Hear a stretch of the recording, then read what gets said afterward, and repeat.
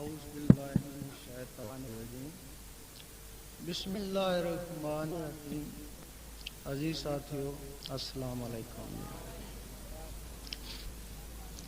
سب سے تو پہلے ہمیں اس بابری مسجد کے شہید ہونے کا بہت افسوس ہے، ہر مسلمان کو ہوگا،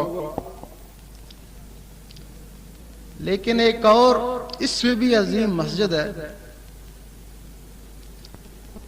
جو مسلمانوں کے دل پہ ہوتی ہے۔ جس طرح اس کے گرنے سے مسلمانوں کو افسوس ہوا، اگر وہ مسجد کسی کے دل سے گر جائے تو فرشتوں اور ارواح میں صف ماتم بچ جاتا ہے۔ اس بابری مسجد کی تعمیر بابر بادشاہ کے حکم سے معماروں اور مزدوروں نے کری، اور اس دل کے مسجد کی تعمیر اللہ کے حکم سے فرشتے کرتے ہیں۔ معماروں نے اس کی تعمیر اینٹیں چن چن کر کری، اس کی تعمیر معماری کر سکتا ہے، اور اس قلب کی مسجد کی تعمیر ذاکر قلبی کر سکتا ہے۔ وہ اینٹیں چن چن کر کرتا ہے اور یہ دل کی دھڑکنوں کو اللہ اللہ میں ملا کر کرتا ہے۔ جب انسان مسجد بناتے ہیں پھر اسی کی خود تعظیم کرتے ہیں، اور جب وہ فرشتے اس قلم میں مسجد کو تعمیر کرتے ہیں پھر اسی جسم کے آگے جا کے جھکتے ہیں۔ اب ہر آدمی مسجد تعمیر نہیں کر سکتا، اس کے لیے ایک ہنر ہے۔ اسی طرح ہر مسلمان یہ دل کی مسجد تعمیر نہیں کر سکتا، اس کے لیے ایک علم ہے، وہ علم خاص ہے، اور اسی علم کی تشریح کرنا چاہتا ہوں۔ حضور پاک کے زمانے میں دو طرح کا علم تھا، ظاہری اور ایک باطنی، ایک زبان والوں کے لیے اور ایک دل والوں کے لیے۔ زبان والے علم کو شریعت بولتے ہیں اور دل والے علم کو طریقت بولتے ہیں۔ آپ کے زمانے میں جن لوگوں نے صرف ظاہری علم سیکھا، ظاہری پہ قناعت کری، وہی کوئی منافق ہوا اور کوئی خارج ہوا، اور جن لوگوں نے وہ باطنی علم بھی حاصل کیا وہ تو اے صحابی یا رسول اللہ کہلائے، اور ولیوں سے بھی اعلی مقام حاصل کر کے چلے گئے۔ وہ باطنی علم کتابوں میں نہیں ملتا، حدیث شریف میں نہیں ملتا، قرآن مجید میں صرف اس کے اشارے ہیں کہ خضر علیہ السلام کو علم لدنی تھا، حدیث شریف میں اس کے اشارے ہیں۔ حضرت ابو ہریرہ رضی اللہ تعالیٰ فرماتے ہیں مجھے حضور پاک سے دو علم ملے، ایک تمہیں بتا دیا، اگر دوسرا بتاؤں تو تم مجھے قتل کر دو۔ اس کا مطلب ہے وہ حدیث شریف میں بھی نہیں ہے۔ حضور پاک فرماتے ہیں مجھے اللہ تعالیٰ سے تین علم حاصل ہوئے، ایک عام لوگوں کے لیے، ایک خاص کے لیے، اور ایک صرف میرے لیے۔ حضرت ابراہیم بن ادم فرماتے ہیں کہ میں نے 70 مرتبہ اللہ تعالیٰ کا دیدار کیا ہے، اور اللہ تعالیٰ سے 120 مسئلے سیکھے، صرف 4 مسئلے لوگوں کو بتائے، سب نے انکار کر دیا۔ اور اس علم کا ایک اور واقعہ، شاہ شمس تبریز رحمۃ اللہ مولانا رومی کے مکتب میں چلے گئے۔ مولانا رومی کچھ مطالعہ کر رہے تھے کتابوں کا۔ شاہ شمس نے جا کے پوچھا کہ این چیز یہ کیا ہے؟ وہ فرمانے لگے علم اس کہ تو نہ دانی، کہ یہ وہ علم ہے جس کو تو نہیں جانتا۔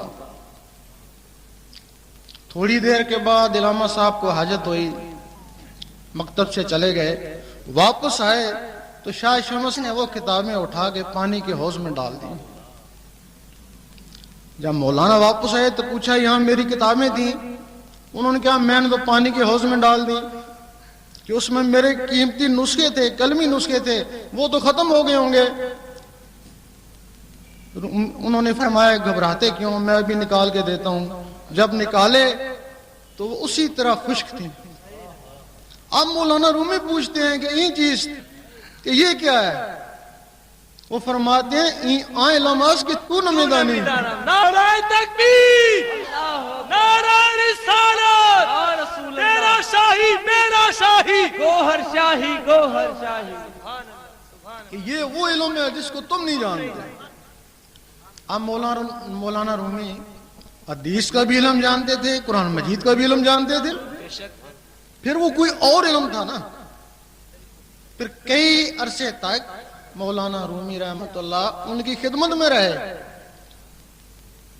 جب ان کے اوپر وہ علم منکشف ہوا تو بے اختیار کہنے لگے مولوی ہرگز نہ شد مولائے روم تا غلام تبریزی نہ شد، کہ مولوی کبھی بھی مولائے روم نہیں بن سکتا جب تک کسی تبریز کی غلامی نہ کرے۔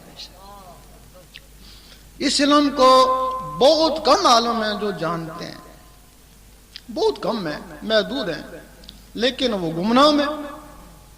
اگر دو چار زہر ہوئے کاظمی صاحب کی طرح یا مشوری صاحب کی طرح تو ہوئے، لیکن باقی گمنام ہیں۔ بہت سے علماء ہیں جو اس علم کو مانتے ہیں لیکن جانتے نہیں ہیں، اقرار ضرور کرتے ہیں لیکن وہ جانتے نہیں ہیں۔ اور اکثریت ان علماء کی ہے کہ جو اس کو مانتے ہی نہیں ہیں، بالکل ہی انکار کرتے ہیں۔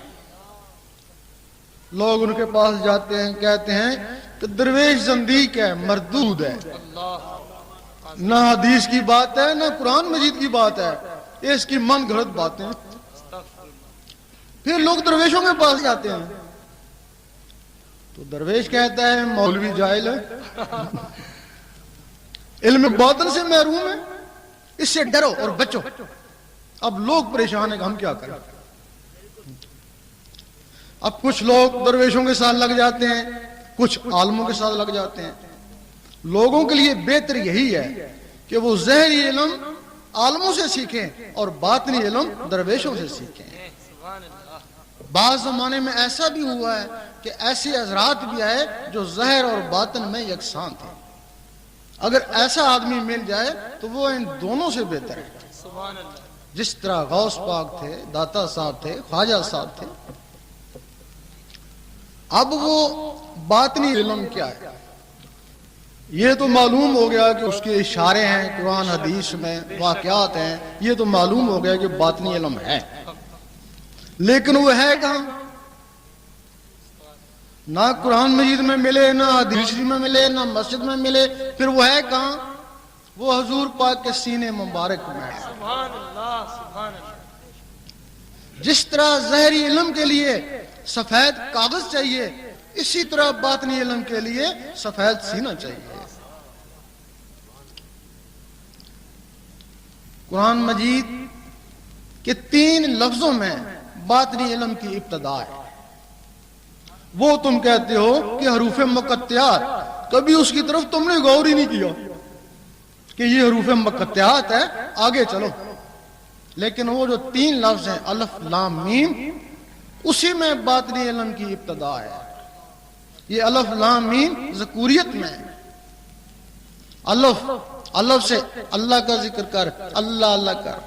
اگر اس کی جلالت سے ڈرتا ہے تو پھر لام سے لا الہ الا اللہ کا ذکر کر، یہ معتدل ہے۔ اگر اس کی معتدلی سے ڈرتا ہے پھر میم محمد رسول اللہ کا ذکر کر۔ نعرہ تکبیر، نعرہ رسالت، تیرا شاہی میرا شاہی، گوہر شاہی گوہر شاہی۔ اگر تو اس سے بھی ڈرتا ہے تو پھر ٹھیک ہے، کتاب میں لگے رہے، اسی میں الجھا رہا ہے۔ یہ الف لام میم یہ طریقت ہے۔ سید سلطان بہو رحمۃ اللہ فرماتے ہیں کہ میں نے کسی ظاہری مدرسے میں نہیں پڑھا، قرآن مجید کا پہلا لفظ الف لے لیا اور الف سے اللہ اللہ کرتا رہا۔ اللہ اللہ کرنے سے میرا سینہ منور ہو گیا۔ فرماتے ہیں جب سینہ منور ہو گیا تو ایک دن حضور پاک نے سینے سے سینہ لگایا۔ جب سینے سے سینہ لگایا تو وہ سارا باطنی علم میرے سینے میں آ گیا۔ اب وہ باطنی علم، جس طرح یہ زبان اللہ اللہ کر سکتی ہے، اسی طرح وہ دل بھی اللہ اللہ کر سکتا ہے۔ اب لوگ کہتے ہیں ہم نے دل دیکھا ہے، یہ تو گوشت کا لوتھڑا ہے، یہ اللہ اللہ کیسے کرتا ہے؟ یہ کہتے ہیں یہ درویشوں کا خیال ہے۔ اگر تم اس کو حقیقت سمجھو، یقین کرو تمہیں اس کے بغیر نیند نہ آئے، سبحان اللہ۔ لیکن تم کہتے ہو یہ خیال ہے، کہتے ہو ہم نے جانوروں کا دیکھا ہے دل، وہ گوشت کا لوتھڑا ہے، انسان کا دل بھی گوشت کا لوتھڑا ہے، وہ کیسے اللہ اللہ کرتا ہے؟ یہی کہتے ہو نا۔ اور ہم کہتے ہیں کہ یہ زبان یہ بھی گوشت کا لوتھڑا ہے، یہ اللہ اللہ کیسے کرتی ہے؟ سبحان اللہ، سبحان اللہ۔ یہ ادھر لٹکی ہوئی ہے دو جبڑوں کے درمیان، اور وہ گوشت کا لوتھڑا دو پسلیوں کے درمیان، سبحان اللہ۔ فرق تو کچھ بھی نہیں ہے۔ اس زبان کو اللہ اللہ کرانے کے لیے ایک مخلوق ہے جس کا نام ہے لطیفہ اخفا، وہ سینے کے درمیان میں ہے۔ یہ زبان اس کا ذریعہ ہے۔ اگر کسی کی وہ لطیفہ اخفا ختم ہو جائے تو ڈاکٹر کہتے ہیں زبان تو صحیح ہے، یہ بولتا کیوں نہیں ہے؟ زبان صحیح ہے، یہ بولتا کیوں نہیں ہے؟ وہ بلوانے والی مخلوق ختم ہو گئی۔ انسانوں اور جانوروں میں صرف ان مخلوقوں کا فرق ہے۔ اگر یہ مخلوقیں جانوروں میں ہوتی، زبانیں ان کی بھی ہیں، وہ بھی کچھ توتلا بول ہی لیتے۔ اب اس گوشت کے لوتھڑے کو بلوانے کے لیے ایک مخلوق ہے لطیفہ اخفا، اسی طرح وہ جو گوشت کا لوتھڑا ہے جس کو دل بولتے ہیں، اس کو بلوانے کے لیے بھی ایک مخلوق ہے، اس کا نام ہے لطیفہ قلب۔ سبحان اللہ، سبحان اللہ۔ فرق یہ ہے کہ یہ مخلوق آزاد ہے، لطیفہ اخفا آزاد ہے، اور وہ لطیفہ قلب 1,80,000 جالوں کے اندر بند ہے۔ اگر کوئی شخص اس مخلوق کو بھی آزاد کرا لے تو جس طرح یہ زبان اللہ اللہ کرتی ہے، اسی طرح وہ گوشت کا لوتھڑا اللہ اللہ کرتا ہے۔ اب رہا سوال کہ وہ آزاد کیسے ہو؟ وہ 1,80,000 جالوں کے اندر بند ہے۔ کسی شخص نے اگر انڈا نہ دیکھا ہو، اسے کہا جائے یہ ہوا میں اڑے گا، یہ چوں چوں کرے گا، کہے گا تو غلط کہتا ہے، نہ اس کی ٹانگیں ہیں، نہ زبان ہے، نہ پر ہے، توڑ کے دیکھتا ہوں کچھ نہیں، تو کہتا ہے ہوا میں اڑے گا۔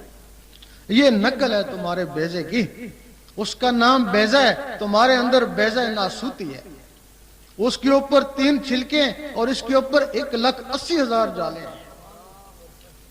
اس کو مرغی درکار ہے اور لطیفہ قلب کے لیے مرشد درکار ہے۔ سبحان اللہ، سبحان اللہ۔ مرغی اس کو اپنے حساب سے گرمی پہنچائے گی اور مرشد اس کے سینے کے حساب سے اس میں اللہ کی گرمی پہنچائے گا۔ جب وہ بیضہ زہری گرمی سے پھٹے گا، بغیر سکھے سکھائے چوں چوں کرے گا، اس کی فطرت ہے۔ اور جب یہ بیضہ اس میں اللہ کی گرمی سے پھٹے گا تو بغیر سکھے سکھائے اللہ اللہ کرے گا، اس کی فطرت ہے۔ اس وقت آدمی دیکھے گا میں تو نہیں کر رہا، لیکن میرے اندر کون اللہ اللہ کر رہا ہے۔ اس وقت آدمی اس مخلوق کا استاد بن جائے گا۔ تمہارے اس ڈھانچے میں 7 مخلوقیں بند ہیں، 9 ان کے خلیفے ہیں، 9 تو 7 16، ایک تم 17 ہو۔ اس ڈھانچے میں 17 ہوں۔ اب جو وہ مخلوق اللہ اللہ کرنا شروع کر دے گی، تم اس کے استاد بن جاؤ گے۔ یہاں سے پھر 2 طرح کی تسبیح چلتی ہے، ایک پتھر کی تسبیح، ایک دل کی تسبیح۔ پتھر کی تسبیح کا کیا کام ہے؟ وہ کرتی ہے ٹک، زبان کرتی ہے اللہ، وہ کرتی ہے ٹک، زبان کرتی ہے اللہ۔ اب اللہ کو ایک دفعہ مان لینا کافی ہے۔ یہ گھڑی گھڑی اللہ اللہ کیوں کرتے ہیں؟ جس طرح بادل آپس میں ٹکراتے ہیں تو بجلی پیدا ہوتی ہے، اسی طرح جب اللہ اللہ آپس میں ٹکراتے ہیں تو وہ نور بنتا ہے۔ سبحان اللہ، نعرہ تکبیر، اللہ اکبر، نعرہ رسالت، یا رسول